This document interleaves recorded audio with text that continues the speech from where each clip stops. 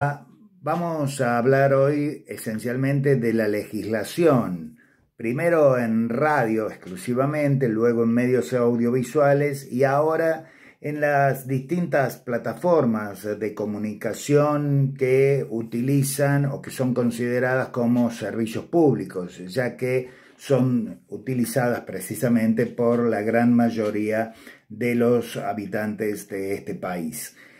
En primer lugar, digamos que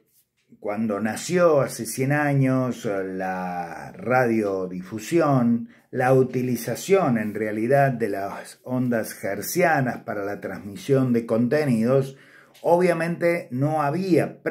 en la práctica ninguna norma que la regulara.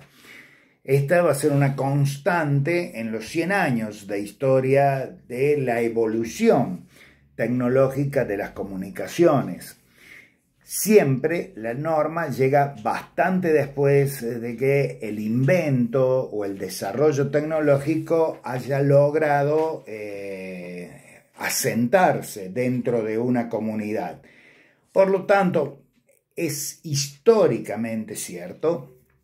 que las leyes de alguna forma marchan a un ritmo muy diferente al que lo hace la tecnología. Y muchas veces, por no decir siempre, cuando comienzan a aplicarse en la práctica, ya quienes son los poseedores del conocimiento han dado pasos más allá que les permiten seguir ejerciendo un rol monopólico, un rol dominante dentro de esa sociedad.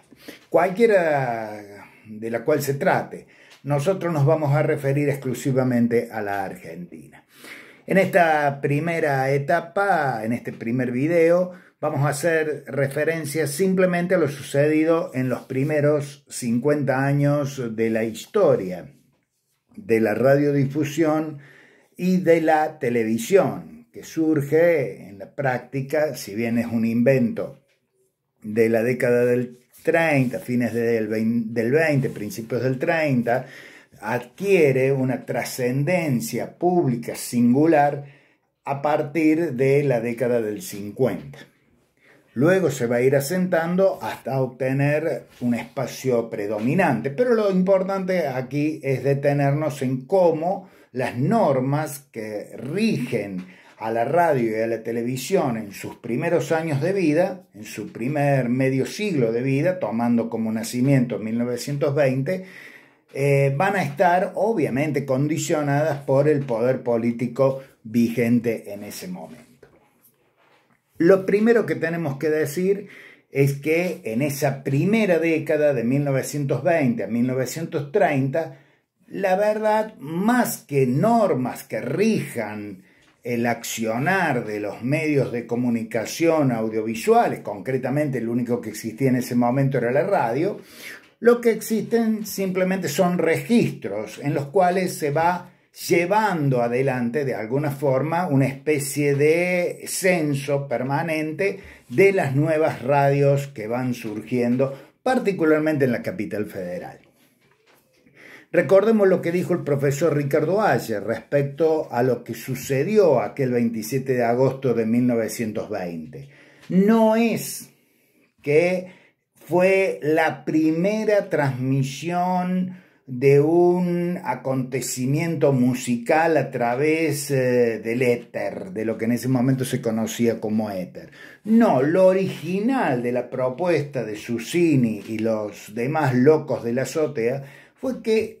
comenzó ese día una serie de transmisiones regulares de esta emisora que en principio se dedicaba a reproducir, ya lo dijimos, la ópera Parsifal. Es decir, que la originalidad de Susini no solamente estuvo puesta en el hecho de que transmitía un evento para entretener a los oyentes, no solo tenía como originalidad el hecho de que ese evento era receptado por un grupo bastante numeroso, si se quiere, para la época, de oyentes, no era punto a punto la transmisión, sino que además esas transmisiones tuvieron algún tipo de carácter regular, es decir, ya marcaron una especie de programación de las emisoras. Lo concreto es que las primeras emisoras, entre ellas la propia emisora que generan Los Locos de la Azotea, son registradas. Poco tiempo después comienza sobre ellas algún tipo de control de contenidos, pero que no va a ser, llamémosle, censor, hasta que llega el gobierno militar de Uriburu en los comienzos de la década del 30. Primer golpe militar, primera decisión de los militares que se va a repetir incesantemente a lo largo de todo el siglo XX, hasta, me atrevo a decir, hasta el año 2009. Pero vamos a dejarlo al punto final de esta sucesión de hechos en 1983, cuando se recupera la democracia, que hasta el momento no ha vuelto a ser interrumpida. Cada vez que asume un gobierno militar, destruye todos los procesos licitatorios, todos los permisos,